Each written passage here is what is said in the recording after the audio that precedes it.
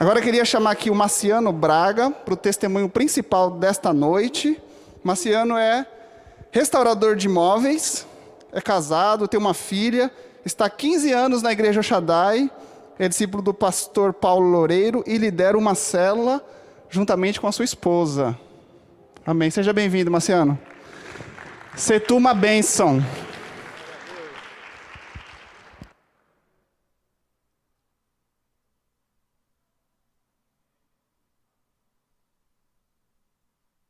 Amém. Boa noite, igreja. Como o pastor me apresentou, meu nome é Marciano, eu sou discípulo dos pastores Paulo e Socorro Loureiro. Eu sou nascido no estado do Ceará, na cidade de Itapipoca. A cidade de Itapipoca é uma cidade de terras fértil, um lugar muito produtivo. Meu pai, ele se criou-se em sítio do meu avô, ele foi produtor a vida toda. Ele se criou-se em sítio do meu avô, onde eles produziam e vendiam por atacado na cidade. Eles vendiam para feirantes de outras cidades, inclusive para Fortaleza. Eu nasci no ano de 1976, dia 17 de novembro, farei agora 45 anos. No ano que eu nasci em novembro, no ano seguinte, meu pai foi embora de Itapipoca para uma cidade chamada Independência, também no sertão do Ceará. Sertão fica no centro-oeste do estado do Ceará. E Independência é uma terra totalmente adversa. A situação de Itapipoca é uma terra seca, terras improdutíveis, uma cidade muito pequena, assim, naquela época, sem mínimo desenvolvimento, acho que quase sem condição de habitar no lugar daquele, né? E o meu pai ele foi embora para ali cuidar de fazenda, cuidar de pequenas fazendas. E moramos por 5 anos em uma fazenda. Saindo dali, eu estava com 5 anos, fomos para outra fazenda. E nós moramos por 4 anos nessa fazenda, saímos dali, eu tinha 9 anos. Aos 10 para 11 anos, nós voltamos para essa fazenda, moramos ali por mais 5 anos, né? E ali eu passei a minha infância e uma parte da minha adolescência. Eu trabalhava cuidando de boi, cuidando de gado, cuidando de bode e de ovelhas. Isso aqui é importante você gravar isso que eu vou falar lá na frente, tá? Eu cuidava de bode e de ovelhas, tá? E de gado e alguns poucos cavalos que atendiam a necessidade da fazenda. Essa fazenda era uma bem pequena, localizada em um final de uma estrada, que distância assim de uns 4 quilômetros. Era estradinha dessas que você vai para um sítio, só passa um carro, estradinha de terra. Distância de 4 quilômetros, só passava ali quem tivesse algum negócio para resolver naquele lugar e ninguém tinha negócio para resolver ali. Isso quer dizer que nós passávamos ali de 5, 4 meses, 3 meses, olhando somente para o meu pai, para minha mãe e para os meus irmãos. Só era nós naquele lugar. Tinha mais 2 casas de distância de 1 quilômetro, só que essas 3 casas, ao total estava 3 casas, essas casas não se falavam, eram intrigadas, né? Então você imagina assim a situação da minha infância, né? Morando no meio do mato, sem vizinho e sem nada. Quando eu tinha 6 anos de idade, o avô do meu pai, o meu avô paterno, ele adoeceu. E meu pai foi visitá-lo em Itapipoca e me levou junto com ele. E a gente morava numa situação assim, tão distante de tudo, que foi naquela época, eu tinha entre 6 e 7 anos de idade, que eu vim descobrir que meu pai tinha irmão, que minha mãe tinha irmã, porque meu pai me levou para Itapipoca. Foi que eu vim descobrir que existia um grau de parentesco chamado primo, porque eu não sabia, porque eu não conhecia ninguém. A gente vivia sozinho, habitava sozinho em um lugar. Então a gente não tinha muito ensinamento ou ensinamento algum. Eu comecei a estudar no ano de 84, eu tinha cerca de 8 anos de idade, 6 anos de idade, 6, 7 anos de idade eu tinha naquela época. E a minha escola ficava a cerca de 5 quilômetros de casa, nós íamos a pé por dentro do mato. Aqui você chamaria de trilha, lá a gente chama vereda. Passando por cercas, e aí eu, meus 2 irmãos, e a gente rodava cerca de 5 quilômetros. E assim eu estudei até a 4ª série. Para me fazer a 5ª série, eu rodava esse mesmo caminho e pegava mais um caminhão que rodava por cerca de mais 10 quilômetros para chegar na cidade. E assim eu parei meus estudos na 5ª série, porque era muito difícil a situação. E a gente tinha que trabalhar também, né? Eu comecei a trabalhar, ajudar o meu pai. Meu pai ele não forçava a gente a trabalhar, mas ele ensinava trabalho do campo mesmo. Eu comecei a fazer serviço a 6, 7 anos de idade. Talvez você ache impossível, mas é verdade, tá? Aos 8 anos de idade, 8, 9 anos de idade, a gente já começava a assumir responsabilidade com serviços da fazenda, tanto eu como os meus irmãos, né? Era uma vida bem difícil. O meu pai, ou melhor falando, fome a gente nunca passou, graças a Deus, porque a fazenda, ela produzia um pouco do alimento da gente. O meu pai era assalariado na fazenda, e o meu pai, com o trabalho, assim, era uma pessoa muito responsável. Então, outras pessoas, outros produtores, chamavam muito ele para trabalhar, para fazer serviço, e assim a gente ganhava alguma coisa, não precisava passar necessidade. A minha mãe ajudava, trabalhava também criação doméstica na casa da fazenda, né? Então, a gente nunca passou fome, graças a Deus. Não tinha uma boa alimentação, mas não passamos necessidade. A cada 15, 20 dias, o meu pai ia para a cidade, fazer compra na cidade. Então ele pegava todo aquele dinheiro que ele ganhava nesse tempo, o dinheiro dos dias trabalhados, o patrão passava na fazenda, acertava com ele, e ele ia para a cidade. Só que o meu pai, ele tinha um problema. Apesar de ser uma pessoa muito responsável, ele tinha problema com bebida e com prostituição. Mas era prostituição de estar na zona mesmo. E muito daquele dinheiro que ele levava para trazer, se ele fizesse uma lista com a minha mãe de A D do que ele tinha que trazer, ele trazia a metade das coisas, não trazia tudo, das compras que ele tinha que trazer. E a metade que ele trazia pela metade do volume que ele tinha que trazer. Não trazia tudo, né? E quando ele chegava em casa, chegava embriagado, às vezes chegava 3, 4 horas da tarde, às vezes 9 horas da noite, às vezes a gente não via quando ele chegava, a gente já estava dormindo, né? E a minha mãe, claro, se decepcionava, discutiu ele com minha mãe, e era assim, uma cena muito triste. Eu lembro até hoje do rosto da minha mãe. Era situações difíceis, eu tentava chegar perto da minha mãe, eu tentava conversar com ela, mas isso também, para a situação, da forma que a gente era criado, era impossível. A gente chegar e dar uma palavra de conforto, né, para ela. Mas assim, eu lembro do rosto de decepção da minha mãe, do rosto de tristeza, de ver o suor dos filhos, o próprio suor dela, ela trabalhar, ser gasto com prostituição e bebida. Quando eu estava com 15 anos, mais ou menos, a gente foi embora dessa fazenda, fomos embora para a cidade de Independência, né? E chegando lá, o meu pai, ele pegou uma grana, um dinheiro do que ele tinha trabalhado lá, o patrão acertou algumas coisas com ele, a gente não tinha direito trabalhistas, mas ele pegou um dinheiro bom. E chegando lá, o meu pai construiu uma casa para a gente morar. A casa que o meu pai construiu para a gente morar era de dar vergonha.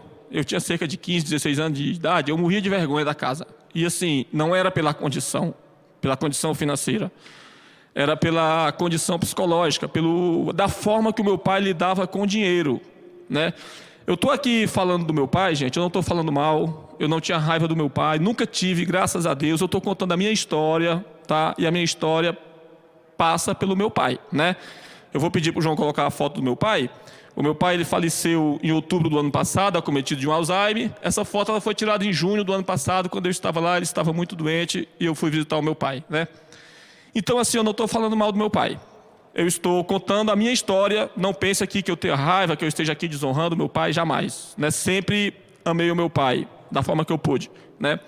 Porque a gente não sabia amar.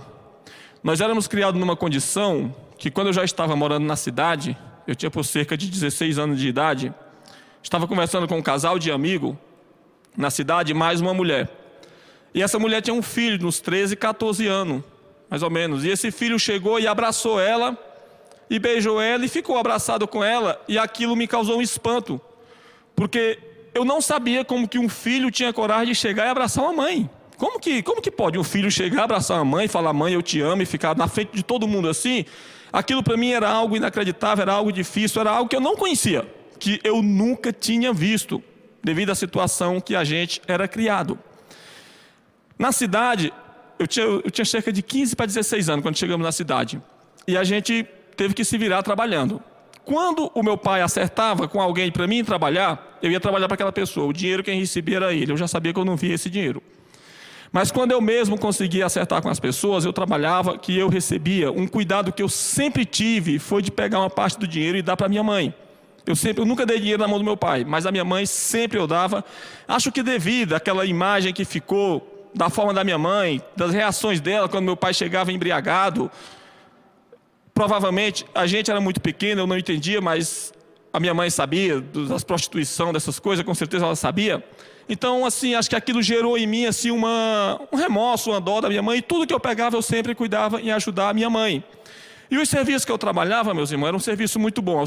Nessa faixa aí de 15, 16 anos de idade, o serviço melhor que eu trabalhei foi servente de pedreiro. Foi o melhor serviço, assim, o mais leve, o que não me judiava comigo, né? O restante, se eu passar aqui uma semana falando para vocês, vocês não vão entender o tipo de serviço que era, né? E, assim, deixa eu ver se eu não estou esquecendo de nada.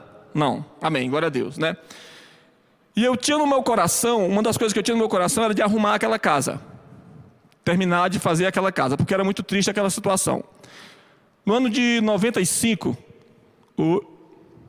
baixou o microfone aí? Para mim aqui baixou, mas amém.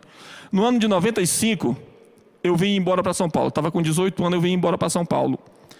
E na época, a minha irmã, ela estava aqui, tinha uns anos que ela estava aqui, a minha irmã mais velha, e ela tinha falado para minha mãe que todos os meses ela tinha se estabilizado e que ela ia dar uma pensão para minha mãe, todos os meses para sustentar a minha mãe. Então, no ano de 95, eu vim para São Paulo, estava com 18 anos, e na minha bagagem eu trouxe duas coisas: a vontade de arrumar aquela casa e o desejo de ajudar a minha mãe. Meu pai tinha largado minha mãe, estava morando com outra mulher, até aí eu esqueci de falar, ele estava morando com outra esposa já, em outro lugar, e a certeza que eu tinha era de ajudar a minha mãe. Quando eu cheguei aqui, naquele ano, a vontade era tão grande de ajudar a minha mãe, tão grande, que no primeiro salário que eu recebi, eu conversei com uma pessoa e fui dar o primeiro passo para ajudar a minha mãe. Eu tomei um chapéu, que eu passei o ano de 95 todinho pagando a metade do meu salário todos os meses. Até, acho que fevereiro ou março de 96, eu pagava metade do meu salário, eu dava nesse chapéu que eu tomei, nessa intenção de ajudar a minha mãe, né? Mas amém. Né? A minha intenção, eu vou ajudar minha mãe, eu vou terminar aquela casa. No Réveillon de 95 para 96, por volta de 3h30 da manhã, é muito interessante como Deus guardou isso na minha memória. Eu estou sem retorno aqui, campeão. Nós estávamos no Réveillon de 95 para 96, estávamos sentados em frente a um bar, eu mais umas 3 pessoas e entre elas o dono do bar. E a gente estava bebendo e o dono do bar falou para mim: ó, Ceará, agora é a tua vez, paga uma cerveja aí. Eu falei: ó, não tenho dinheiro não. Ele falou assim: não tem problema não, eu dou a cerveja, depois você paga. E por que eu estou te contando isso? Porque essas palavras mudaram a minha vida. Porque naquele dia eu abri uma conta naquele bar e a partir dali eu trabalhava de segunda a sexta e o meu final de semana era dentro daquele bar. À noite às vezes eu saía para algum salão, mas o sábado e o domingo era dentro daquele bar. E a casa que eu tinha que arrumar, esquece a casa. E a mãe que eu tinha que ajudar, esquece também a mãe. Esquece, não lembrei mais de minha mãe. Tudo que eu pegava, eu passei a gastar com bebida. Igualmente meu pai fazia, ou até um pouco mais, porque eu era solteiro, não tinha responsabilidade. Eu morava na casa de uma tia minha, eu não pagava aluguel, eu não pagava água, eu não pagava luz. Claro, eu ajudava a despesa, era só ela e os filhos. E minha tia muitas vezes me aconselhou, pedindo para que eu fosse ajudar, estudar, terminar meus estudos, fazer um curso, sair daquela vida. E o que eu falava era que eu não precisava, que estava bom demais do jeito que eu estava. Sempre acomodado, né? E assim, do ano de 96, fui até o ano de 2002, onde eu sofri um acidente de moto e fui internado em um hospital na Zona Leste. E naquela época eu fui internado na quarta-feira para fazer uma cirurgia e vim embora na quinta-feira. Preciso falar que naquela região do Ceará que eu morava, era bem próximo à cidade de Canindé. A cidade de Canindé acho que ela é a maior sede franciscana no Brasil, onde no 2007 eu li uma matéria que lá na cidade de Canindé existe a segunda maior festa católica do mundo, perdendo apenas para Juazeiro do Norte, que também é próximo de onde eu morava. E devido àquela influência católica, crente, assim, a gente não tinha muito relacionamento com o evangélico, com crente. Eu não era muito chegado a crente. E quando eu fiquei sabendo que um crente pagava 10% do salário dele para o pastor, cara, aí para mim foi um absurdo. Eu trabalhava desde 6, 7 anos de idade, e agora vem me falar que eu tinha que dar 10% do meu salário para um pastor. Para mim isso era um absurdo. Só que naquele dia que eu cheguei no hospital, a primeira coisa que me chega lá foi um crente. Pediu para fazer uma oração por mim. Naquela hora você aceita, porque você está aceitando qualquer coisa, ainda bem que era um crente, que se fosse um macumbeiro, alguma coisa, eu tinha aceitado do mesmo jeito. E aí ele fez a oração, foi embora, eu subo para o quarto, para a sala para fazer a cirurgia, e cheguei lá, tinha havido uma complicação, não fiz a cirurgia e eu voltei. Na quarta-feira seguinte, a cirurgia foi marcada, o crente chegou muito cedo, me deu o Novo Testamento, foi embora, eu xinguei ele, xinguei baixinho, para ele não ouvir, mas eu xinguei, é sério, porque eu não gostava do crente. E aí ele fez a oração, foi embora, me deu o Novo Testamento. Eu subo para fazer a cirurgia. Quando eu cheguei lá, a complicação tinha se complicado e eu volto para o quarto, daí sem data para vir embora. A minha família morava no Jardim São Luís, eu estava internado na Zona Leste. Eu falei, gente, ó, não precisa vocês ficarem vindo aqui, eu estou bem, a distância era muito longe, naquele tempo ninguém tinha carro. Pode ficar tranquilo, se eu precisar de alguma coisa eu dou um jeito, não tinha celular, eu ligo aí e a gente se vira. Mas precisa ficar vindo aqui todo dia não. Então eu fiquei 36 dias internado. E a minha companhia naquele tempo foi aquele Novo Testamento, que eu passei a ler o Novo Testamento do crente. E eu fui assim, era incrível como Deus me dava revelações das parábolas, Deus me dava revelações das palavras, e eu fui entendendo aquelas coisas, até que eu cheguei em Mateus 24, 31, aonde fala que o Filho do Homem virá com toda a sua glória e seus anjos, separará os bodes das ovelhas, e dirá para as ovelhas, vinde bendito meu Pai, estive fome, me deste de comer, estive sede, me deste de beber, nu, e estive enfermo e preso e foste me visitar. Senhor, onde fizemos isso por ti? Toda vez que fizesse isso por um dos meus pequeninos, na realidade foi por mim que fizeste. E naquela hora, apóstolo, eu chorei, porque eu lembrei do que eu tinha xingado o crente, e eu falei assim no meu coração, meu Deus, é por isso que o cuidado do crente vem aqui. Ele tem razão de vir aqui. E aí continuei lendo o que Jesus falaria aos bodes, né, que mandava para o fogo eterno, porque tudo isso ele teve e ninguém o visitou, ninguém o acolheu. Lembra, o que eu passei a minha vida toda cuidando, até meus 16 anos, de bode e ovelha? Eu sei o que é cuidar de bode e o que é ovelha. Eu sei o que é essa criação, muito bem. E o pior, eu vi que ali eu era um bode bem grande, né, porque eu era mau aos olhos de Deus, e eu fui me descobrindo naquela Bíblia. Saí daquele hospital, depois da cirurgia, vim para casa, aí eu tinha uma namorada, cheguei em casa, liguei para a namorada, ela terminou o namoro comigo, né, para arrumar. Aí, após, sabe aquela história do cachorro, só você e o cachorro? Então, eu não tinha cachorro, né, fiquei sozinho, né, também eu não morava só, né, e aí, depois desse tempo, eu fiquei afastado do trabalho um tempo. Nessa época eu conheci um rapaz, um paraibano, um amigo meu, e a gente começou, já estava ficando bom, começamos a tomar umas bebê, e aí ele me falou que ele era crente desviado da igreja, e a gente começou a conversar, ele disse, cara, vai ler a Bíblia, para tu entender mais. E eu decidi por bem ler a Bíblia, comecei em Gênesis, e eu li a Bíblia toda, né, buscando entender mais, e eu fui ver que a minha vida realmente estava muito errada, que a vida que eu vivia não me levaria a lugar nenhum. Eu passei assim a temer o que seria de mim. É sério, meus irmãos, não estou aqui inventando nada, não estou aqui fantasiando uma história, eu não tenho para que fazer isso, eu não tenho para que aumentar a glória de Deus, porque nem tem como. Eu estou falando aqui o que eu passei a viver naquele tempo. Eu passei a passar pela minha cabeça que eu não ia dar em nada, eu não vou ser mais nada, porque eu já estava ali com 26, 27 anos, com a vida destruída, não tinha nada na vida, eu não tinha onde morar, morava de favor até aí. E eu comecei, pelo que eu li na Bíblia, eu fui aprendendo, eu comecei a orar, eu parei de rezar e eu vi que orar era mais interessante. Eu não critico, não estou aqui criticando se alguém reza, faça sua devoção a Deus. Mas eu vi que orar era eu expressar a minha vontade diante de Deus. Eu aprendi isso na Bíblia. Era eu expressar o que estava dentro de mim. E eu comecei a passar a orar. E nas minhas orações eu pedia duas coisas. Eu falava, Senhor, eu preciso casar. Eu estou sozinho, eu estou nessa idade, eu não sei o que vai ser de mim. E eu pedia também a Deus que me levasse para uma igreja. Mas como eu via muitas vezes crente discutindo um com o outro, batendo de frente com o outro sobre a palavra, eu falava, eu quero para uma igreja que me revele o que eu aprendi nessa Bíblia. E aí esse paraibano um dia me chama para me ir para Paraíba. Mas ele, falei, vamos. Mas era uma situação, né, de uma viagem bem, como é que eu posso falar aqui na linguagem louca? Desmantelada, porque eram dois caras que misericórdia de Deus, nenhum tinha juízo, né? E é tanto que a viagem não deu certo. Aí eu falei, bom, eu estou com a mala pronta, eu vou para o Ceará. Aí me arrumei, marquei uma viagem, tive que adiantar a viagem e fui para o Ceará. Naquele tempo a gente ia de ônibus. Cheguei no Tietê, fiz amizade com um rapaz que ia embarcar junto comigo, embarcamos e junto com a gente embarcou pouquíssima gente no ônibus, entre elas duas mulheres, entre essas pessoas que embarcaram. E aí, né, bom, para encurtar a história, uma dessas mulheres era minha esposa, que está sentada ali. A gente se conheceu nessa viagem de ônibus, ela está ali dando com a mão, né? A gente se conheceu nessa viagem para o Ceará, né? E aí voltando, ela morava em Santo André, eu morava em São Paulo. Eu não peguei contato dela, não peguei nada, que era meio louco, né? Mas amém, Deus prepara todas as coisas. E mais uma pessoa que estava dentro do ônibus com a gente me deu o telefone dela. Não, eu peguei o telefone dela, pega para tu, me deu. E chegando aqui eu entrei em contato com ela.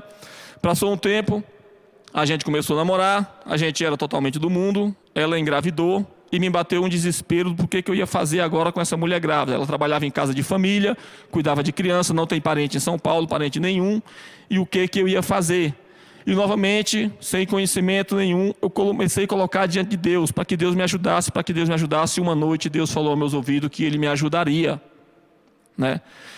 E eu não sabia, porque a minha esposa ia ficar desempregada. Eu não tinha nada na vida, tinha que alugar casa, tinha que comprar móvel, ia nascer uma criança, né? E de repente, depois dessa resposta de Deus, me vem de Santo André, lá da casa da patroa dela, me fizeram uma ligação e me ofereceram para morar em Santo André, numa casa lá que era muito grande. Uma casa muito boa, que se eu fosse morar lá, primeiro, ela ia continuar empregada, a gente ia ter mais estabilidade financeira, e que a patroa dela pagaria mais da metade do meu aluguel. Então, foi uma das primeiras respostas de Deus comigo. Indo eu para Santo André, eu saí de perto da galera na qual eu morava, na qual eu convivia com eles, né? E aí tinha uma pessoa que trabalhava comigo, me convidou para vir para essa igreja El Shaddai, e eu aceitei vir para a igreja El Shaddai, glória a Deus, né? Bom, eu sei que o tempo está acabando, o pastor Sérgio já está ali. Eu estou há 15 anos nessa igreja.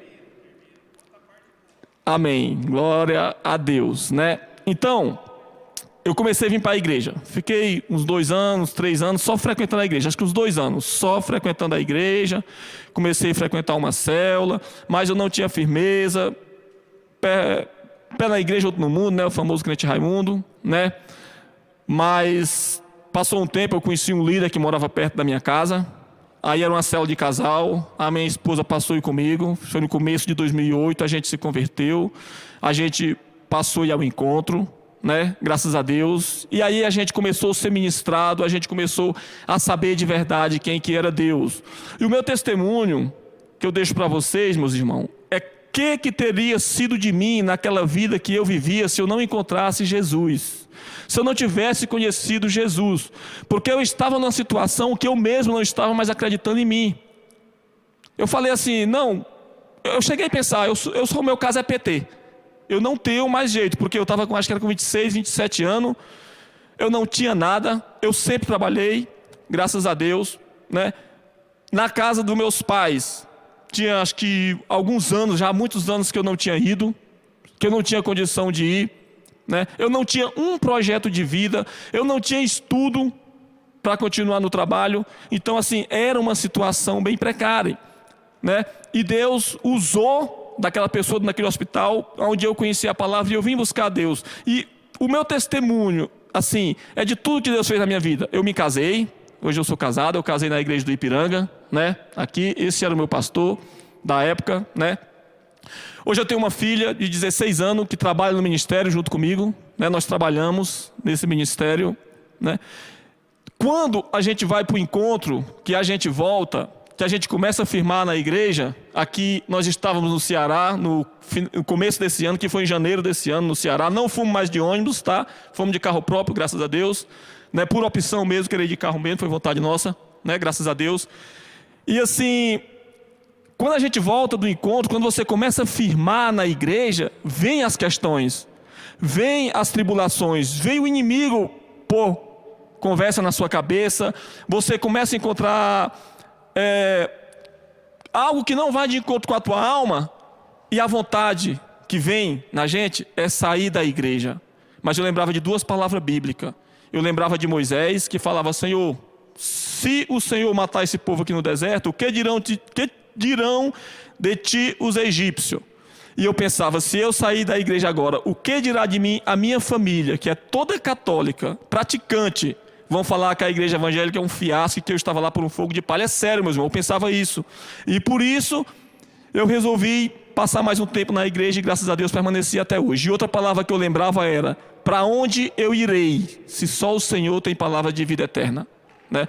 Então, eu mantive essa aliança com Deus, graças a Deus, mesmo diante dos confrontos, porque os confrontos vêm porque a gente tem vontade da alma. A gente ainda não é eficaz, não está firme na palavra. Então daí vem os confrontos. Eu resolvi permanecer, né? E sobre duas questões que ficou, eu falei que eu não gostava por causa do dízimo também, né? Eu sou dizimista para mais de 11 anos nessa igreja. Graças a Deus eu dizimo, porque eu sei que tem muitas pessoas que estão precisando, igual eu precisava naquele tempo. A igreja precisa permanecer e nós vivemos no mundo físico, aonde o físico precisa do financeiro. Então, assim, hoje eu tenho orgulho, eu tenho amor por dizimar, por fazer as minhas ofertas e por pagar a minha primícia diante de Deus em nome de Jesus, né? E outra questão foi a escola, né? Porque naquela época mandava eu estudar, terminar meus estudos, eu nunca quis, falava que eu não precisava disso e tudo, né? Eu aproveitei os canais que o governo dá para a gente terminar os estudos, eu terminei. Meus queridos, assim, essa foi a mudança que Deus fez na minha vida, da forma que eu fui criado. O meu pai, por ser uma pessoa que nasceu e criou-se na roça, ele nunca achou que a gente pudesse conseguir alguma coisa. Não porque ele não quisesse, ele não tinha uma visão aberta, não tinha como ter, devido ao lugar da criação, da situação que a gente vivia.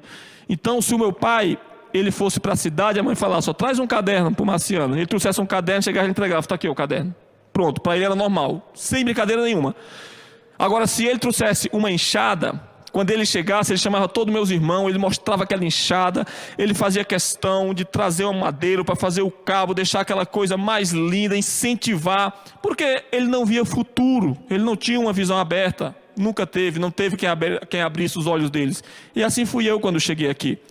Junto com a esperança, eu trazia na bagagem que eu era pobre, que eu não tinha tido estudo, que eu não tinha condição de crescer. Até quando Jesus usou alguém para me revelar que eu não era aquilo que eu pensava, mas eu era aquilo que a Bíblia diz que eu sou. Amém? Glória a Deus. Então, esse foi o meu testemunho. Glória a Deus. O tempo é pouco, mas eu acho que deu para entender. Glória, né? a Deus. Marciano é um testemunho, eu sempre aqui nas orações. Oi? Ah, passa ali, tem ali. Obrigado.